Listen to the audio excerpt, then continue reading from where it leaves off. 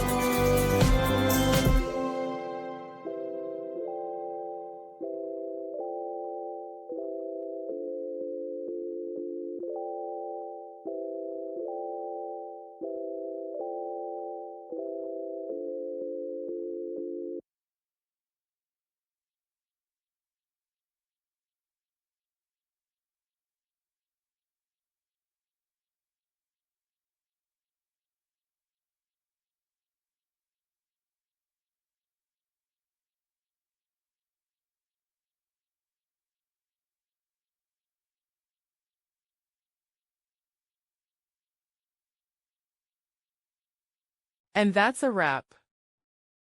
I hope you found the answer you were looking for. If you did, take a second to hit that subscribe button. It really helps out.